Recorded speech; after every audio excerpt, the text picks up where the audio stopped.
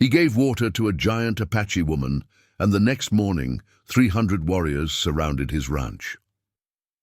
The sun hung merciless over the New Mexico territory when Samuel Garrett first saw her collapse beside his corral fence. A woman unlike any he'd ever encountered, nearly 7 feet tall, her buckskin dress torn and bloodied, her long black hair matted with dust. She bore the intricate tattoos and silver jewelry of the Mescalero Apache, and when she looked up at him with fever-bright eyes, Samuel saw intelligence that cut through pain like a blade. When Samuel offered the water dipper, she stared at him with such intensity that he wondered if she was memorizing his face or deciding whether to kill him. But thirst won over suspicion. She drank deeply, 3 full dippers, water running down her chin and darkening the dust beneath her.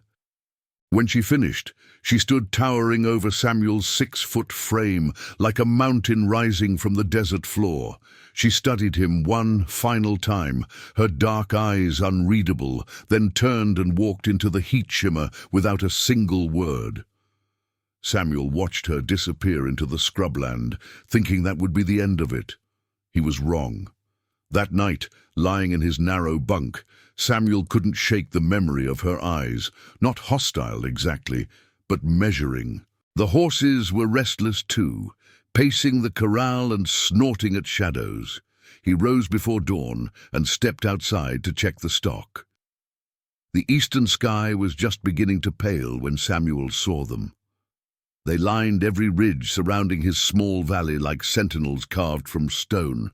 Apache warriors on horseback, so still they might have been part of the landscape itself. Everywhere he looked, mounted figures watched his ranch with the patience of men who had nowhere else to be.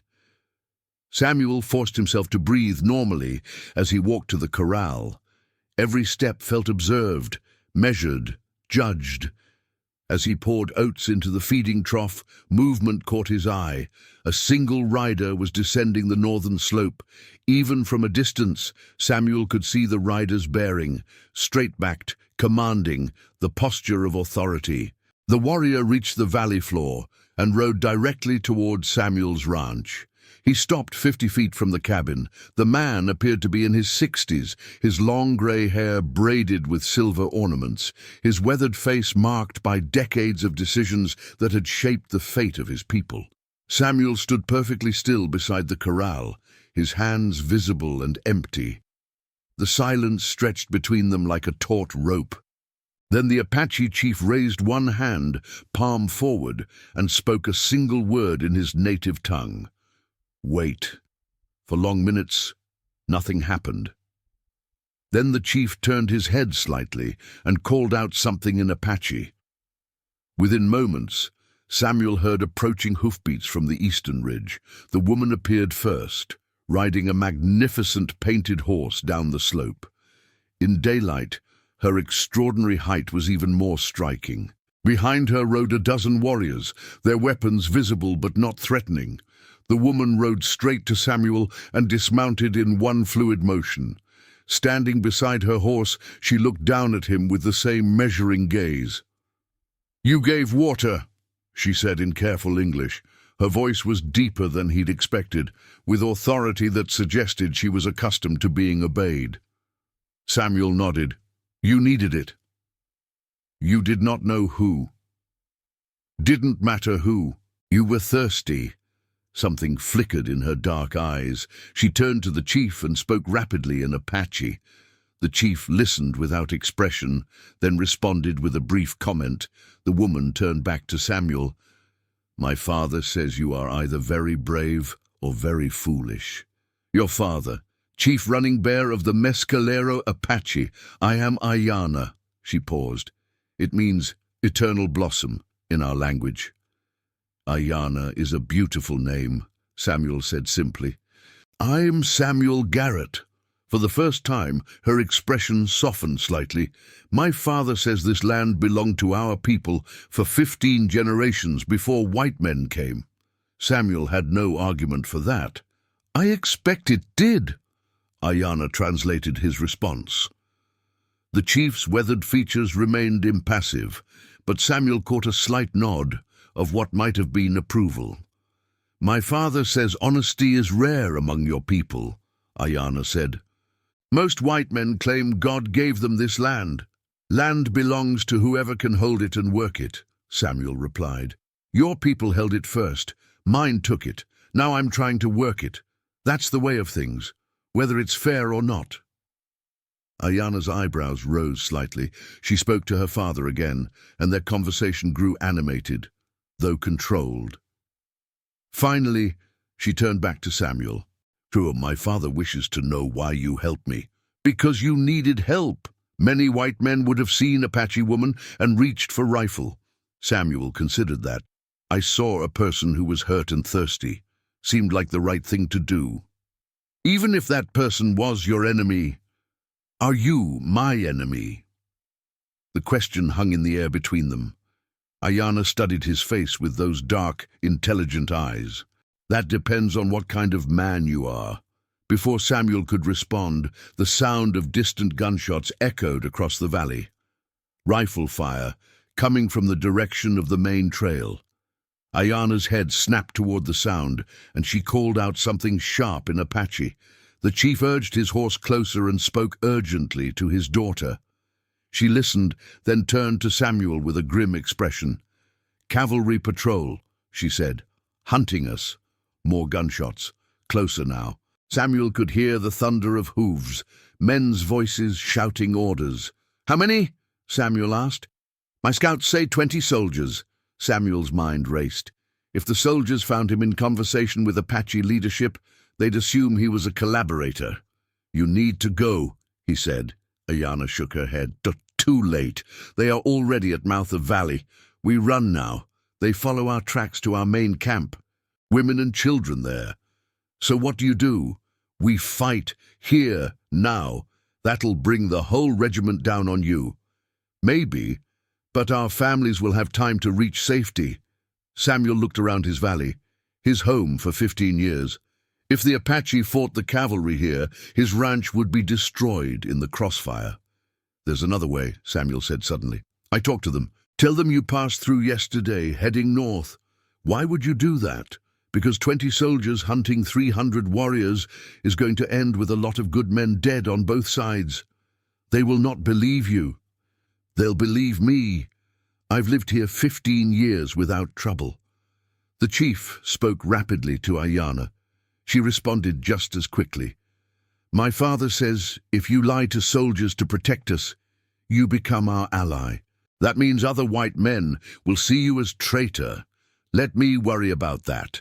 Ayanna stared at him for a long moment. Then she spoke to her father in Apache, her voice carrying a tone of respect Samuel hadn't heard before. The chief listened, then looked directly at Samuel and said something brief but emphatic. "My father says you are not foolish. You are brave. But he asks if you understand what you are choosing. I'm choosing to prevent a war from starting in my backyard. You are choosing to trust us with your life." Samuel met her eyes. "Yes."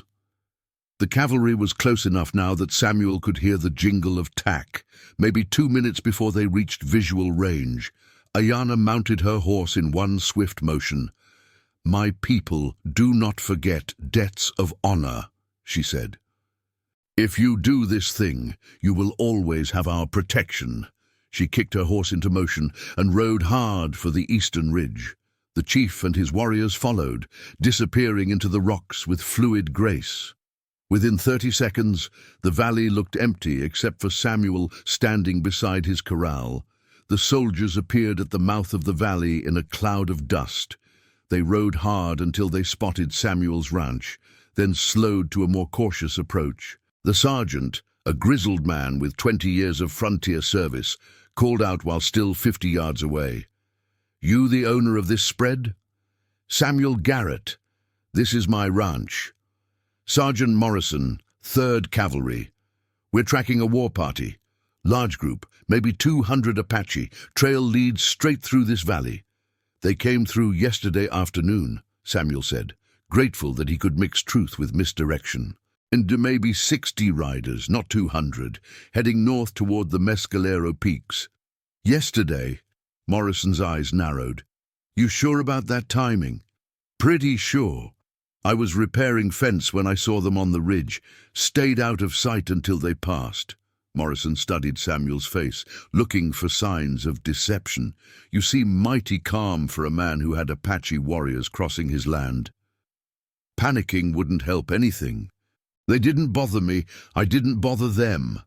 A younger soldier rode up beside Morrison. Sergeant, the tracks we've been following disappear about a quarter-mile back. Morrison cursed under his breath. How many Apache you say you saw, Garrett? Maybe 60. They looked like they were traveling fast. Morrison made his decision. Mount up, we're heading for the high country. As the cavalry prepared to ride out, Morrison leaned down from his saddle. Garrett, if you're lying to me, I'll be back. I'm not lying, Sergeant. They went north yesterday. The cavalry thundered away toward the Mescalero peaks, where they'd find nothing but cold trail and empty wilderness. Samuel watched them disappear, knowing he'd just crossed a line he could never uncross. The valley fell silent again. As the sun reached its zenith, riders appeared on the eastern ridge. Ayana rode at the head of the group, her extraordinary height making her visible from a great distance. Behind her came Chief Running Bear and a dozen warriors. They approached Samuel's ranch with ceremonial bearing. When they reached the valley floor, Ayana dismounted and walked directly to where Samuel stood beside the well. The soldiers are gone, she said, heading north to the peaks. They'll be chasing shadows for days. You could have told them truth, saved yourself trouble. Could have. Didn't seem right, Ayana nodded slowly. My father wishes to speak with you. Chief Running Bear stepped forward and began speaking in Apache, his voice carrying the cadence of formal ceremony. Ayana translated in segments. My father says you have proven yourself a man of honor. When faced with choice between your own safety and the lives of strangers, you chose to protect the strangers. The chief continued, reaching into a leather pouch at his belt. He says the Apache people do not forget such actions. You risked your life to turn soldiers away from our trail. Running Bear pulled out a necklace with intricate beadwork in blues and whites, with a distinctive pattern that would be recognized by any Apache who saw it. And this is symbol of protection, Ayana explained. You wear this. No Apache will harm you. You are under protection of the Mescalero tribe. Samuel stared at the necklace. What does this mean for my ranch? It means you can live in peace. We will not trouble you. If other Apache bands come through, we will tell them you are friend. And the water. You share what you can spare. We take only what we need. Samuel nodded. Seems fair. But Ayana's expression grew serious. There is more you must understand. If you wear this, other white men will see it. They will know what it means. Some will call you traitor. Let me worry about that. Chief Running Bear spoke again, holding out the necklace. My father says, choose carefully, Ayana translated. Protection from us means danger from your own people. You cannot have both. Samuel looked at the necklace, then at the faces surrounding him. Warriors who had every reason to hate white men, offering friendship to someone who'd shown them basic human decency. He took the necklace and placed it over his head. The beadwork settled against his chest. I choose to live with honor, Samuel said. The chief's weathered face broke into a smile. He placed one hand on Samuel's shoulder and spoke a few words in Apache. He says you are welcome in our camp any time. You are brother now. Ayana studied his face. You have questions. 1. That test you mentioned yesterday. The one you were doing alone. Did you pass? Ayana's expression became thoughtful. I survived. Some say that is passing. Others say I failed because I needed help. What do you say? I say I learned more by falling than I would have by staying strong. Sometimes the lesson comes from unexpected places. Samuel nodded. Sometimes the teacher doesn't look like what you expected either. You speak wisdom, Ayana mounted her painted horse. "We must go now. Our people are scattered, waiting for word that danger has passed. Will you come back? When we need water, when we need to remember that not all white men are the same." She looked at him one final time. "What will you do now?" "Same thing I've always done. Work my land, offer water to anyone who needs it, even if soldiers come with more questions. Especially then." Ayana almost smiled. "You are either very brave or very stubborn, probably both." She turned her horse and rode back up the eastern slope. Chief Running Bear and his warriors followed. Within minutes, they had vanished into the landscape. Samuel stood alone in his yard, the necklace warm against his chest. The cavalry would return. Morrison was too experienced not to realize he'd been played. Other settlers would hear about Apache activity in the area, but for now, the valley was peaceful. And somewhere in the high mountains, Apache families were safe because one man had chosen to give water to a thirsty stranger. 2 weeks later, the troubles arrived exactly as he'd expected. Dust clouds appeared on the southern trail just after dawn, more riders than before, and they were coming fast. Samuel counted at least 30 men. Too many for a normal cavalry patrol. Sergeant Morrison rode at the head of the group, but beside him rode Colonel Bradley, the regional commander known for his aggressive tactics against Apache bands. They pulled up in Samuel's yard in full formation. Morrison dismounted and walked directly to Samuel. "Mr. Garrett, Colonel Bradley would like a word with you." The colonel remained mounted, looking down at Samuel. Bradley was a thin man with pale eyes and an immaculate uniform despite the dusty ride. "Mr. Garrett," Bradley began, "Sergeant Morrison tells me you provided information about Apache movements 2 weeks ago." "Yes, sir. Told him what I saw." "And what you saw was approximately 60 Apache warriors heading north toward the Mescalero Peaks." "That's right." Bradley's pale eyes fixed on Samuel's face. "We spent 5 days in those peaks, found no trace of any Apache passage." Samuel kept his expression neutral. Maybe they moved faster than expected, or maybe they were never there at all. The accusation hung in the air. "I'm suggesting you may have been mistaken about what you saw." "I know Apache when I see them." Bradley dismounted and walked closer. "Because I have reports from other ranchers, reports of Apache war parties moving through in groups of 200 or more, but somehow you only saw 60. Samuel's mouth went dry. "I can only report what I observed, and what you observed just happened to send my men on a wild goose chase while the real war party escaped to the south." Before Samuel could respond, one of the soldiers called out from near the cabin, "Colonel, found something." "What is it, Corporal?" "Tracks, sir. Horse tracks around the cabin, fresh ones, and they're not shod." "Indian ponies." Samuel's heart hammered as Bradley smiled coldly. "More visitors, Mr. Garrett. Wild horses come through sometimes." "Wild horses don't leave tracks in neat formation patterns. These are war ponies, sir. Maybe a dozen of them." Bradley drew his sidearm. "Step away from the cabin, Mr. Garrett. Hands where I can see them." Samuel raised his hands and backed toward the corral. Soldiers spread out, searching for evidence. "Drain Sergeant Morrison, search the cabin." Morrison emerged carrying something in his hand, the Apache necklace, which Samuel had left on his bedside table. "Colonel," Morrison said, holding up the beadwork, "found this inside." Bradley took the necklace and examined it. "This is Mescalero work, ceremonial, the kind of thing they give to honored allies." He looked up at Samuel. "Care to explain?" Samuel's mind raced through possible explanations, all lies and all easily disproven. "It was a gift," Samuel said finally, "a gift from Apache warriors." "Yes." "In exchange for what?" "Water." For a moment, nobody moved.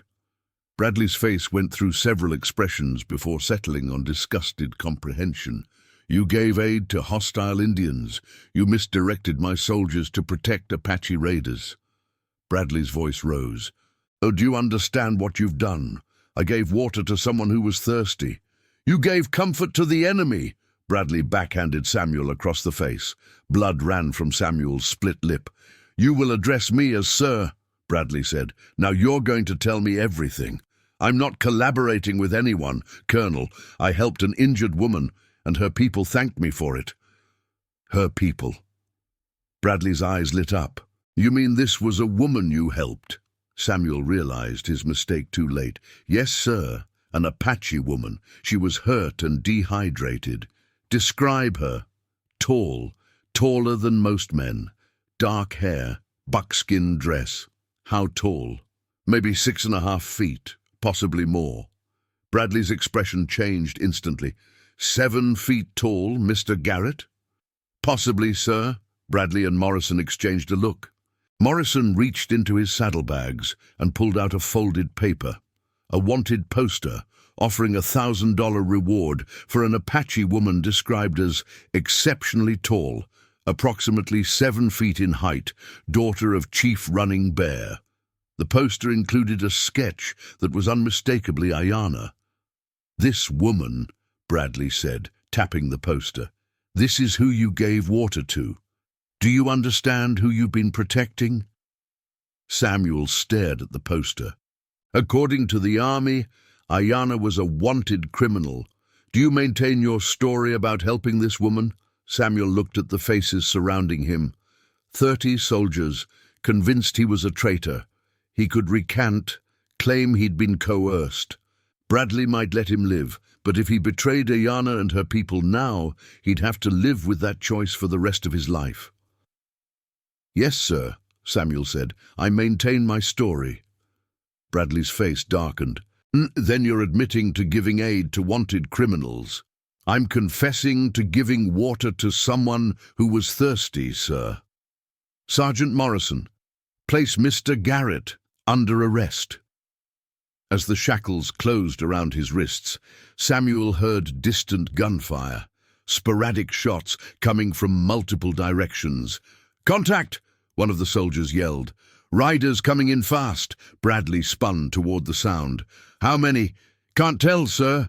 They're using the rocks for cover. More gunfire. Closer now. Apache warriors attacking from multiple directions.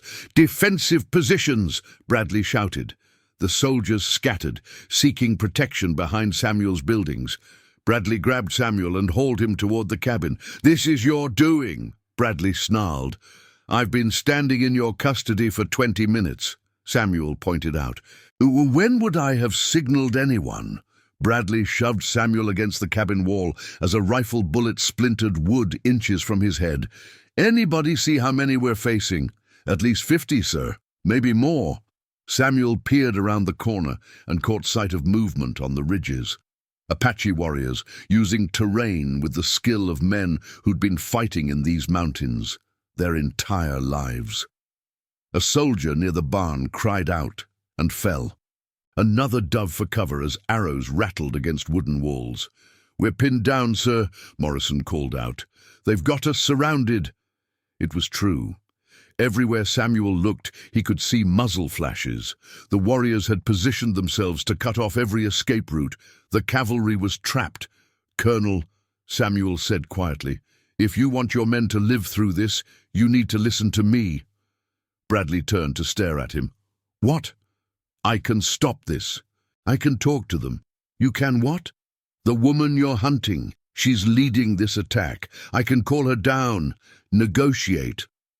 Another soldier went down. His comrades dragged him behind cover while Apache rifle fire intensified. What makes you think they'll listen to you? Because I'm wearing this, Samuel nodded toward the necklace, which Bradley still held. Bradley stared at the necklace, his mind working. Another bullet splintered wood near his head. Sir, decision time. Bradley grabbed the necklace and yanked it over Samuel's head. You try anything treacherous, and I'll put a bullet in your back. Understood, sir. Bradley unlocked Samuel's shackles. Do it. Samuel stepped into the open center of his yard. Rifle fire continued, but none directed at him. The Apache warriors had seen the necklace. "Ayana," Samuel called out. "I know you can hear me." The gunfire slackened slightly. "I'm wearing the protection your father gave me. I need to talk." For long moments, nothing happened. Then a single voice called back, "Samuel Garrett." "Yes, it's me." "You stand with soldiers who hunt my people. I'm their prisoner. They came here looking for you." Another pause. "I will come down. But soldiers keep weapons down." Bradley cursed under his breath. "I'm not disarming my men." "You want to fight it out?" "Because I don't think you're going to win." Bradley looked around at his trapped soldiers. "Lower weapons, but keep them ready." Slowly, the soldiers stopped firing. The Apache warriors did the same. An uneasy silence settled over the valley. Movement on the eastern ridge caught Samuel's eye. Ayana began descending the slope on her painted horse. When she reached the valley floor, she rode directly to the center of the yard. "You wear the protection," she observed. "Your father gave it to me. Yet you stand with men who came to capture me. I'm their prisoner, not their ally." Ayana's dark eyes moved to where Bradley crouched with his revolver drawn. The thin man with pale eyes. "He is leader. Colonel Bradley, regional commander. He seeks bounty on my head. He seeks someone to blame for raids he can't prevent. You speak truth even when dangerous." Ayana looked back at him. "Can we end this without more bloodshed?" "That depends on what the colonel is willing to do." Samuel looked back toward Bradley. "Colonel, she's willing to negotiate." "I don't negotiate with criminals." Ayana heard him clearly. Her expression hardened. "He called me criminal? You're on a wanted poster for attacks on settlers." "Attacks?" Ayana's voice carried across the valley. "We defend our people from soldiers who poison our water. We fight back when cavalry burns our camps." Bradley stepped out from behind the cabin wall. "You're wanted for the murder of 3 settlers near Roswell." "Lies. We were in winter camp, 200 miles from Roswell. Other Apache, maybe, but not my people." Samuel stepped between them. "This isn't solving anything." "You are right," Ayana said. She spoke in Apache to the ridges. Immediately, warriors began appearing on the slopes, moving into better firing positions. "My father say give you one chance to live because you are guest of Watergiver. But if you try to take me prisoner, my people kill every soldier in this valley." Bradley raised his revolver, pointing it at Ayana. "And if your people shoot, the first bullet goes into you." "There's another way," Samuel said quietly. Both looked at him. "What if you're both right? What if there were attacks near Roswell, but they weren't committed by Ayana's people?" "Explain," Bradley said. "Other Apache bands, renegades, men willing to raid for profit, not protection." Ayana nodded slowly. "This possible. Some of our young men leave tribe, become raiders. Or bandits wearing Apache clothing," Samuel added. "Men who want Apache blamed for their crimes." Bradley's revolver wavered. "How do I tell the difference?" "Ask questions. Real questions. Where were her people during the Roswell attacks?" "We were at winter camp in Sacred Mountains," Ayana said. "Many witnesses, even white men who trade with us." "Names?" Ayana provided 3 names that Samuel recognized. Legitimate traders whose word would carry weight. Bradley lowered his revolver. "I can check those stories." "You do that. Meanwhile, my people stay in mountains. We do not come down to settlements. And if I find out you're lying, then you find us and fight us, but you find us in place of our choosing." Ayana's tone was matter-of-fact. "Much better for my people than fighting here now with your soldiers trapped." Bradley looked around the valley, taking in the tactical situation. He was outnumbered and outmaneuvered. "What about him?" Bradley nodded toward Samuel. "He gave water to thirsty woman. He showed honor when he not have to. This make him valuable to both our peoples." "How so?" "He prove white man and Apache can trust each other. Maybe he helped prevent more killing in future." Samuel felt the weight of their expectations. "What exactly are you proposing?" "You stay here, on your land. If my people need water, they come to you. If soldiers need information about real raiders, they ask you. You become bridge between two worlds." Bradley frowned. "Just that would make him a civilian contractor, unofficial liaison. Better than corpse," Ayanna pointed out. Samuel looked at both of them. "And if I agree to this?" "You help prevent war," Ayanna said. "You save lives on both sides." Bradley was quiet for several minutes. Finally, he nodded. "I'll consider it, but first, I need those trader names verified." "You have my word," Ayanna said. "And if the investigation clears your people, then maybe we talk about treaty, about living in peace, instead of fighting endless war." Ayanna spoke in Apache to the ridges. Immediately, the warriors began pulling back. Within minutes, the valley looked empty except for the 3 people standing in Samuel's yard. "My people go now," Ayanna said. We wait in mountains for your investigation. How will I contact you when it's complete? Watergiver will know how to find us." She mounted her painted horse and looked down at Samuel. "You risk much to prevent bloodshed. My people will remember." She turned to Bradley. "Colonel with pale eyes, you investigate with open mind." "Yes. I investigate with a soldier's mind. I follow evidence where it leads." "Good. Evidence will show you truth. My people are not your enemy." She kicked her horse into motion and rode toward the eastern ridge. Within moments, she had vanished, leaving only dust hanging in the desert air. Bradley walked over to Samuel. "You realize what you've gotten yourself into?" "I think so. You're now the unofficial liaison between the UIS, Army, and a potentially hostile Apache band. And if you betray the agreement," Bradley almost smiled, "then I'll probably be dead, so it won't matter." He gestured to his men, who began emerging from cover. Several were wounded, but none seriously. "Sergeant Morrison, prepare to move out." "What about Mr. Garrett?" Bradley looked at Samuel. "Mr. Garrett is under provisional contract with the U.S. Army as a civilian liaison." As the soldiers prepared to leave, Bradley turned back to Samuel. "I meant what I said about the investigation. And if they support Ayanna's version, then maybe we've found a way to end this conflict without more bloodshed." The cavalry rode out. Samuel watched them disappear, then walked to his well and drew up a bucket of water. As the sun began its descent, Samuel saw movement on the northern ridge. A single figure on horseback, watching from a distance, too far to make out details. But somehow, he knew it was Ayanna. He raised his hand in acknowledgement. The figure raised a hand in response, then disappeared into the mountains.